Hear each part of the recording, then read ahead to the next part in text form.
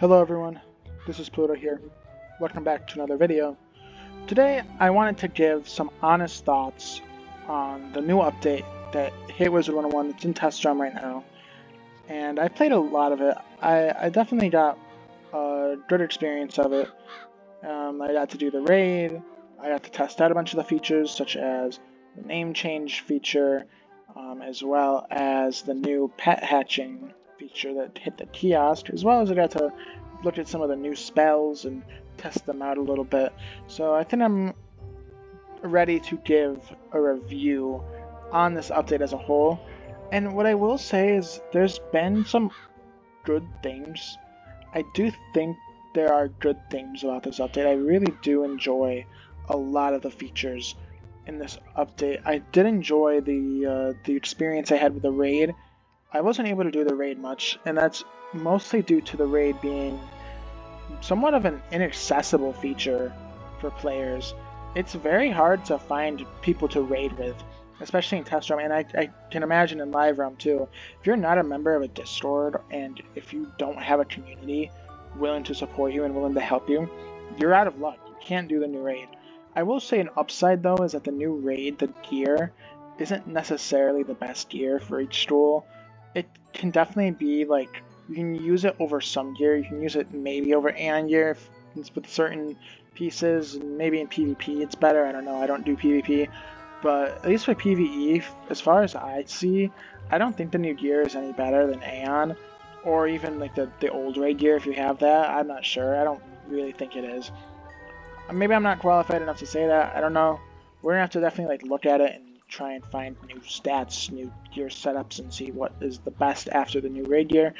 I'm honestly looking more so towards the new Chrysalis pack that's in Live Realm right now. I saw Gume make a video on that, and I saw some of the gear, and I think it's pretty interesting in PvE as well. So I might make a video on that. Maybe I'll do a pack opening, maybe, not sure. But anyways, that's besides the point. This update as a whole, my honest thoughts on it is that the raid is the biggest feature of it, but it's so gate locked to people. It's like no different from the last raid. It's both too many people you need and not enough, right? Like if you have a big guild, people get left out. People get left out of doing the raid, and there's a cooldown. So you can do the raid, and then like there's a cooldown, and you'll end up probably raiding with the same people, because you do it one time, you want to do it successfully all the other times. So you're gonna end up raiding with the same people as you did it the first time. So you're not gonna incorporate new players, new people into the raid. It's usually just gonna be the same people if you're a member of a large community, and that leaves players out. They could make the raid have more available slots, just 12 players. Furthermore, I think it was too easy. It was beaten way too fast, in my opinion. I think I watched Saw speed it. I also raided with him in his first group. I think it's too easy. I think it was too easy to beat. The last raid had like this it was like a mountain of like difficulty. It was a challenge. We spent weeks trying to get this raid down, trying to get that down, and we were eventually the third people, I believe, the third or fourth people to ever complete a raid. And in this scenario, it's not really the case.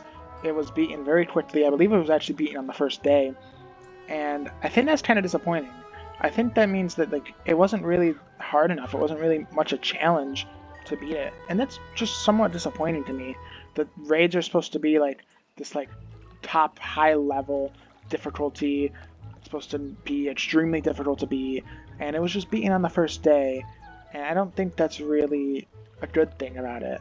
Not to mention the gear, it doesn't really seem like too worth going for, right? So I think the new raid was not as good as the Voracious Void raid, though the story, the features in it, the actual raid itself is amazing. I love it. I think it's really fun, really engaging. I love that you can have different people on the outside.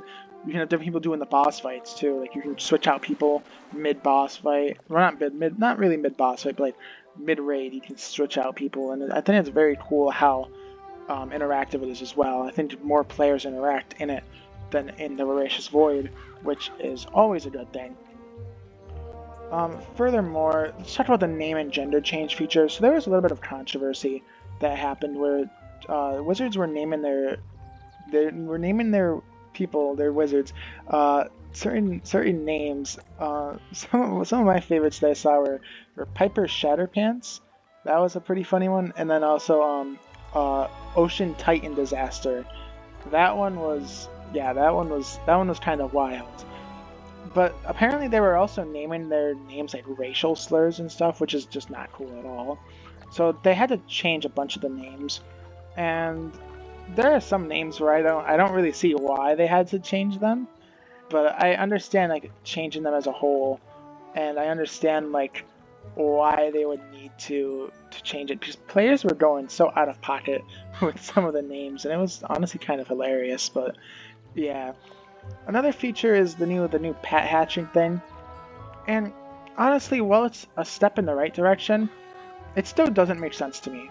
It doesn't make sense to me. Why don't they just make the hatch making kiosk the same price as an in-person hatch, and just add more rewards for in-person hatching?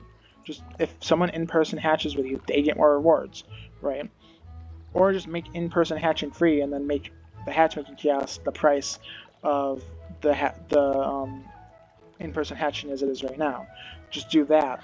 It's way too expensive to hatch in this game, and you can just cut out the middleman, honestly. You don't need to have a feature that teleports players to you to be able to hatch. You can just cut out that middleman and just make it the same price. It doesn't really matter that much. Just make more rewards for in-person hatching to incentivize it. It shouldn't be this difficult. The pet update in like 2020, I don't remember the exact year it came out, but then it was 2020. That was a very awful update in my opinion. There were some really good things like the ability to skip the pet game, but there were some very awful features about that, and I vehemently disagree with some of the things they did to pets in that update. I completely disagree with a lot of it, and this was a step in the right direction to fixing it, but they need to go further and just make it the same across the board. This isn't really in test realm at the moment, but the new Divum spells are extremely pay to win right now, as I've heard. You can only get them from a pack currently, which is just disappointing. There's 7 new spells, and they're only from a pack. That's just completely disappointing and completely dumb. There should definitely be a skeleton key boss. That's the bare minimum, and they should be easily accessible for free, right? And it's just ridiculous that they're going this pay to win route with spell elements again, when they had a good update a couple updates ago where they fixed all that and they made them accessible to key bosses, and now they're not doing that anymore. I don't understand it. I think it's really dumb, and it's also like goes hand in hand with the gear. The gear is apparently really good in those packs as well, and that's also pay to win. There's no other way to get that gear, so it's just kind of ridiculous, honestly. And I really wish that they would stop going the route of pay to win in this game. I really wish they would stop, and it's just disappointing in my opinion. So overall, this update, there's some really good things about it. I really like the name and gender change feature. It's been something people have been asking for. I love that they added new names. My real name is added on there now. My real name was not on Wizard101 before. My real name is not Daniel.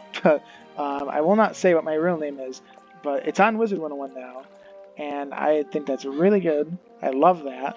I love that I can actually name my wizards my actual name now. That's an awesome feature.